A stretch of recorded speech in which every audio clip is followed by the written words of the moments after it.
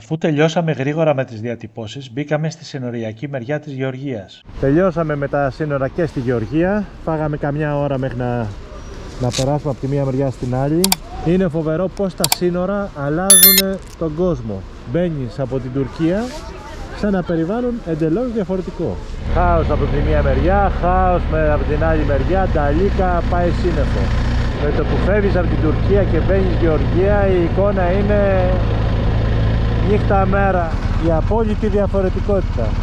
Ένα πολύ μοντέρνο κτίριο μπροστά, τεράστιοι ουρανοξύστες και οι μπουγάδες με τα παλιά σοβιετικού τύπου σπίτια. Η οδήγηση στη Γεωργία είναι μια μοναδική εμπειρία. Τρελοί οδηγοί που δεν λογαριάζουν τίποτα, τρύπες στη μέση του δρόμου, ζώα σκόρπια στο πουθενά. Πάνε όπου να είναι. Καλά, εντάξει, κοίτα αυτή την απαρχαιωμένες υποδομές από τη Σοβιετική εποχή στα όρια της κατάρρευσης.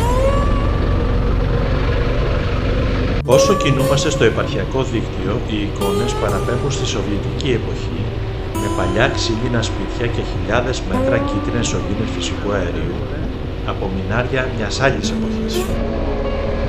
Κινούμαστε στον αυτοκινητόδρομο στο παιδινό κομμάτι προς τη Φλίδα, όπου δεσπόζουν τεράστια ποτάμια που τροφοδοτούνται από τα χιονισμένα βουνά που μας περιβάλλουν.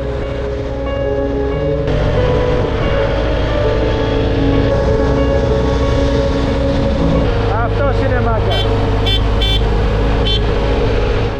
Βγαίνουμε από το παιδινό κομμάτι και ανηφορίζουμε στα βουνά της Γεωργίας. Εδώ ο αυτοκινητόδρομος είναι εντυπωσιακός και τρυπάει συνεχώς το ανάγλυφο με τούνελ και κυλαδογέφυρες. Βγήκαμε από τον αυτοκινητόδρομο, γιατί εδώ φτιάχνουν τον καινούριο δρόμο. Έχει υποχωρήσει όλη η πλαγιά και έχει καλύψει τον δρόμο που είχαν φτιάξει. Τώρα κάνουν αυτή την παράκαμψη για να πάμε να το συναντήσουμε προς τα πάνω.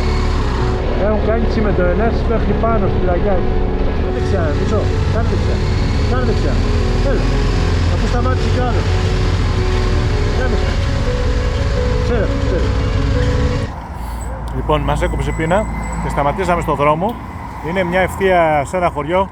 Δημήτρη, πώς το λένε το χωριό? Το χωριό του Ναζούκ. Και έχει παντού ψωμιά ψημένα σε ξυλόφουρνο, κολλημένα με σταφίδες. Το λέει Ναζούκ. Κάτω από τον ταβά είναι ζεστά. Δημήτρη, καλό. Τέλειο. Πολύ ωραίο, Άμα έχεις κάνει... νούμερο 62. Ναι, είναι το νούμερο 62 σειρά πράγματι.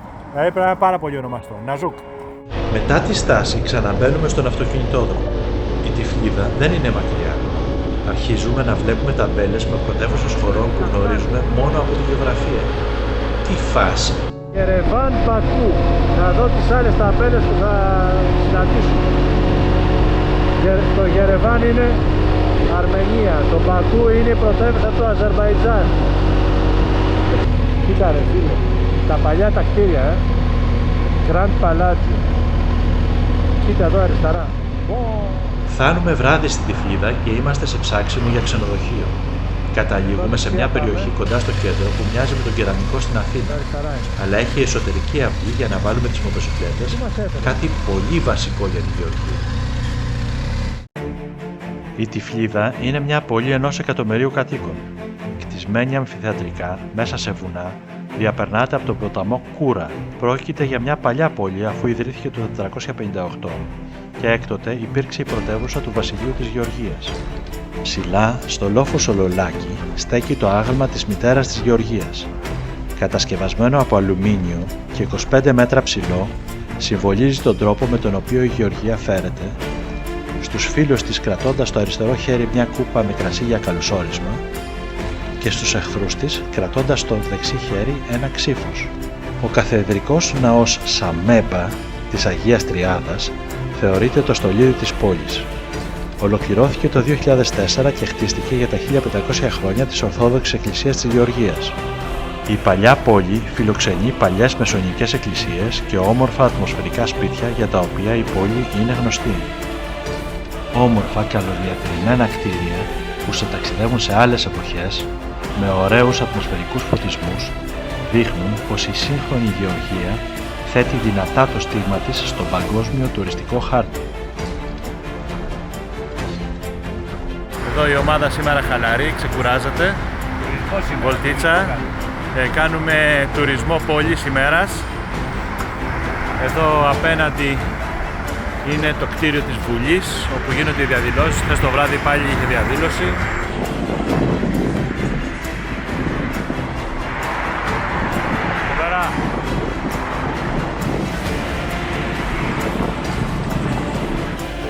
Εποχή κατασκόπων στην Τυφλίδα.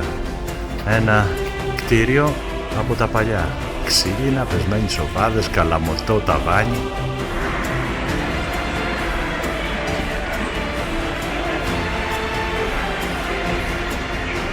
Ο Έλληνας γράφει τους στίχους παντού, μέχρι και στη Γεωργία.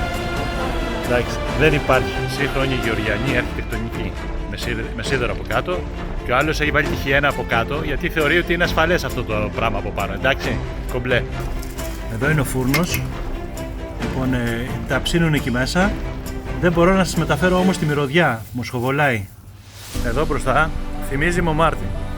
Δηλαδή είναι πάρα πολύ όμορφο, πλακόστρωτο, ωραία σπίτια, καταπράσινα, εκκλησίες παντού και οι παλαβοί Γεωργιανοί κορνάρουν και οδηγούν σαν τρελοί. Βγήκε η χοντρούλα. Θα βγουν και οι λεπτούρες από εκεί με τα παιδιά, ετοιμάζονται τελευταίες ετοιμασίες και φύγαμε. Ξεκινάμε για Βλαντικαυκάς. Λοιπόν, βάλαμε βενζίνη. Η ώρα είναι 6:35 Ελλάδος, 7:35 Γεωργίας και ξεκινάμε. Βλαντικαυκάς, ερχόμαστε.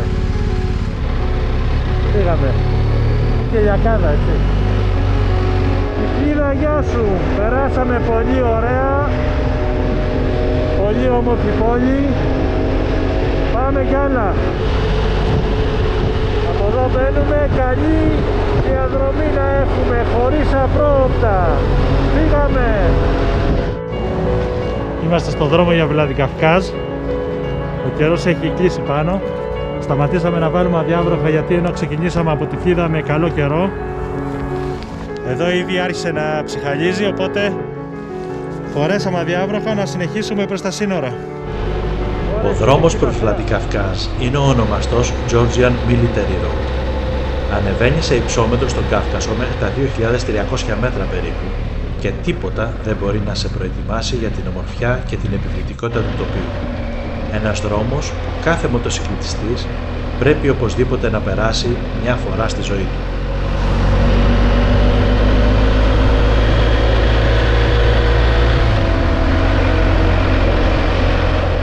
Σε ένα πανέμορφο σημείο στρατηγικής σημασίας κατά τους μεσαιωνικούς χρόνους στέκει απόρθητο το οχυρό Ανανούρι.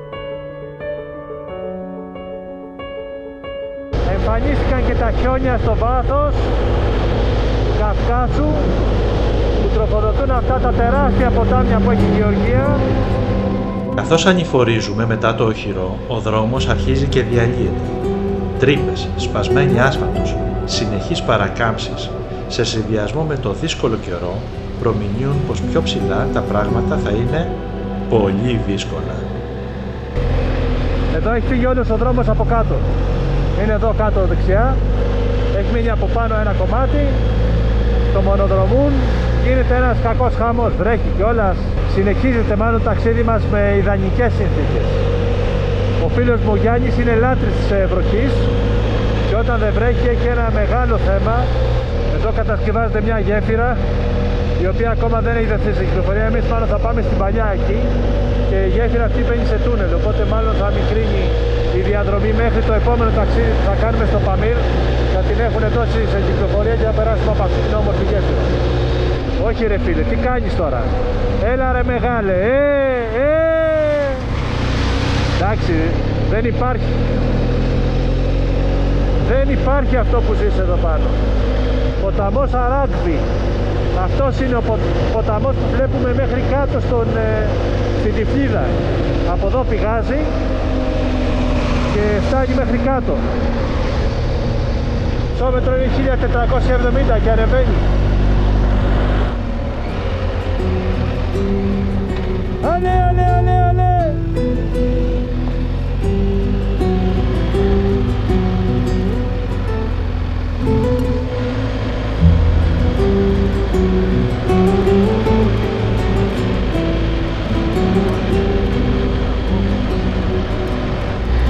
Πάνω τα χιονοδρομικά φαίνονται τα λίφτ μέχρι ψηλά. Τώρα φαντάζομαι ότι το υψόμετρο της κορυφής εκεί ξεπερνάει τα 3.000 μέτρα, σίγουρα.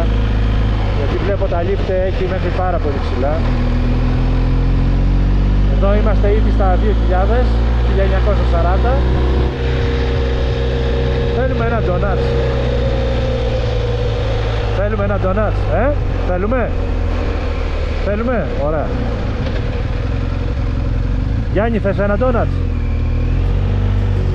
Μήτρο. Και τώρα αρχίζει το πανηγύρι. Έλα. Εδώ είναι τα ωραία.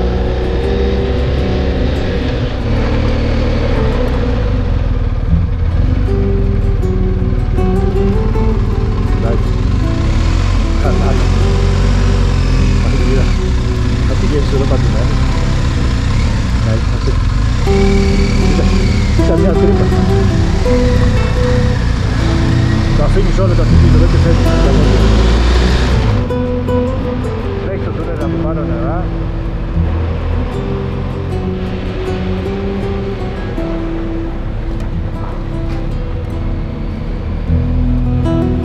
Ο δρόμος είναι εντελώς ρημαγμένος. Σκόρπια κομμάτια ασφάλτου ανάμεσα σε τεράστιες τρύπες γεμάτες νερά. Σχάρες παγίδες, νερά που τρέχουν από την οροφή. Απόλυτο adventure.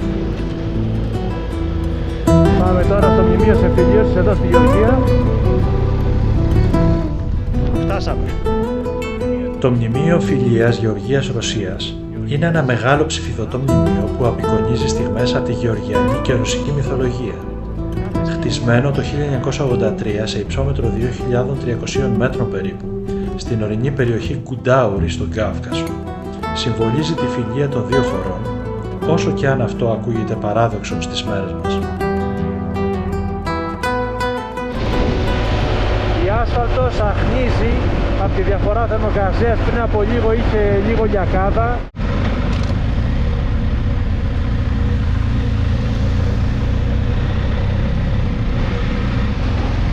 Τώρα μπαίνουμε σε ένα τούνελ κατάμαυρο. Ο Θεός βοηθός. Νομίζω ότι αυτός ο δρόμος είναι ένα must για όλους τους μοτοσυκλετιστές. Δεν υπάρχει περίπτωση να είσαι μοτοσυκλετιστής και να μην προσπαθείς να το κάνεις. Εντάξει, ο δρόμος βέβαια είναι μια πρόκληση παντού, έτσι. Παντού είναι μια πρόκληση. Παγίδες, δεν το συζητάω. Από κοιτάξτε μια κοιλάδα, παιδιά, κάτω. Ωρε φίλε. Αλέ, αλέ, αλέ, αλέ. Τι αδρανή υλικά βγάζει. Σλάλομ. Άμα ξέρεις από σκι όμως, είδες Γιάννη πως περνάς. Λυπάμαι αυτούς τους φορτηγατζίδες, φίλε, που πέφτουν σε αυτές τις τεράστιες λακκούβες, τα γαμάντα αυτοκίνητα. Κοίτα πως πάνε. Γάμισέτα. Τι να μείνει σταυρός, φούσκες διαφορικά. Εδώ αυτό είναι για τους φίλους μου, τους οδηγούς Ζαγορίν, οι οποίοι κάνουν αγώνα κάθε χρόνο να κατεβάσουν τα μιλαράκια στους καταναλωτές. Μπράβο. Αλλά βλέπετε, παιδιά, ότι υπάρχουν και χειρότερες συνθήκες. Είμαστε ψηλά, κατεβαίνουμε προς τα σύνορα της Ρωσίας. Κάτω το ποτάμι τρέχει βαθιά μέσα στην κοιλάδα.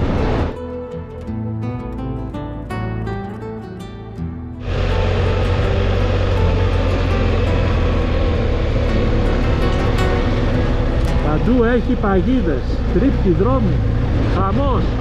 Κοιτάξτε εδώ κάτω. Άλλη τρύπα εδώ, κοιτάξτε. Άλλη τρύπα, μέχρι κάτω στον κρεμό. Κάτω εκεί.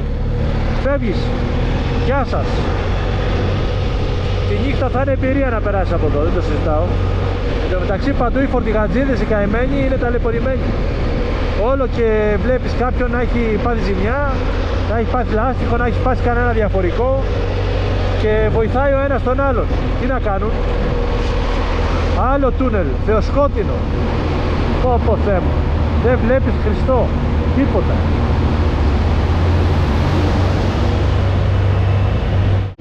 για Βλαντικαυκάσα έχουν δυσκολέψει πάλι.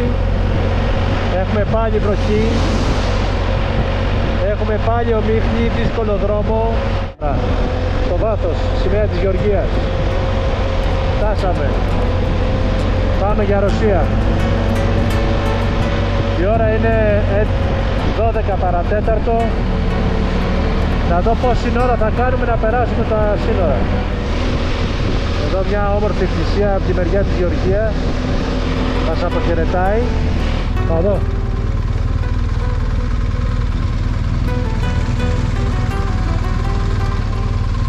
Hello. Passport?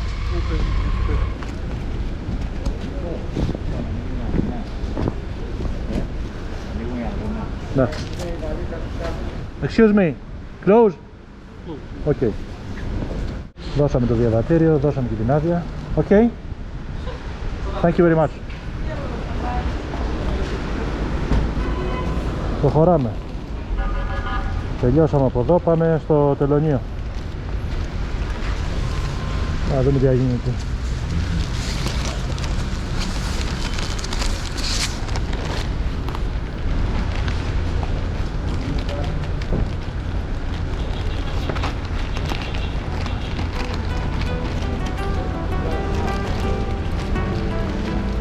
Είμαστε ανάμεσα από Γεωργία και Ρωσία, no man's land.